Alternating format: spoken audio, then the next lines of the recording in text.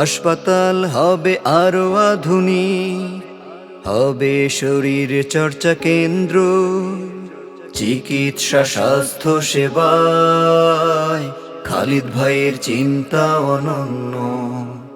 সুস্থ থাকবে প্রজন্ম।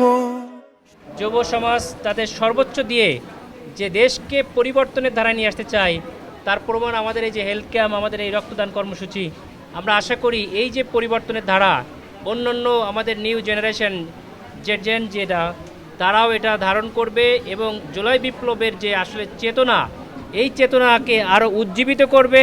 আমার এই ভাইয়ের জন্য আমরা সবাই দোয়া করি এবং অন্যান্য ভাইরাও যারা উদ্বুদ্ধ হবে যে কোনো সামাজিক প্রয়োজনে। আমাদের এই নিউ জেনারেশন তারা অতীতের যে মাসল পাওয়ারের রাজনীতি, এটাতে আর কেউ থাকবে না ইনশাল্লাহ।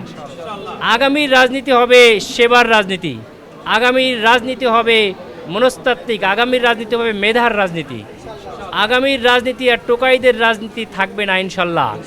ভেদাভেদ, মাসল পাওয়ার এটা সম্পূর্ণরূপে সমাজ থেকে বিতাড়িত হবেই হবে ইনশাল্লাহ। সেটার নেতৃত্ব দেবে আমাদের যুব সমাজ। শরীর চর্চা করে হাসি মাখা মন নিয়ে চলবে সবাই স্বাস্থ্য সেবা পেয়ে।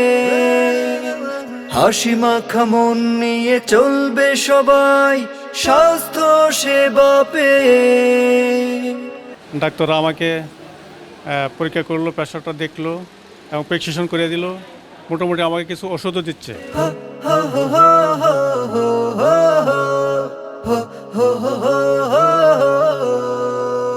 গুলশান লেক সাজবে নতুন করে, চোখ ভরা স্বপ্ন নিয়ে জনমনে ফুটবে হাসি, ছায়া ঘেরা সুন্দর জীবনে।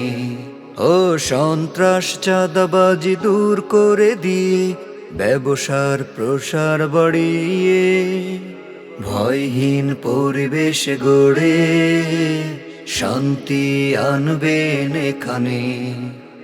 অসহায় নারীদের পাশে দাঁড়াবেন আর যুব বেকারদের কর্মসংস্থানের সৃষ্টি করে তাদেরও নিবেন সামনে এগিয়ে।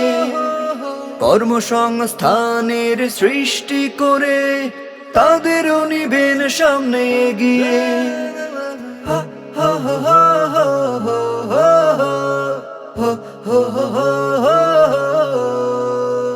মায়া ভরা ব্যস্ত এ প্রান্ত সাজবে নতুন সাজে। ভরসার এক মুখ দাঁড়িয়েছে আজ স্বপ্নের হাতছানি দিয়ে।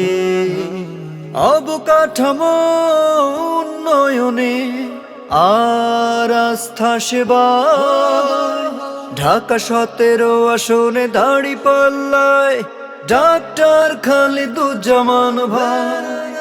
জামাত মনোনীত দাঁড়িপাল্লায় ডাক্তার খালিদুজ্জামান ভাই।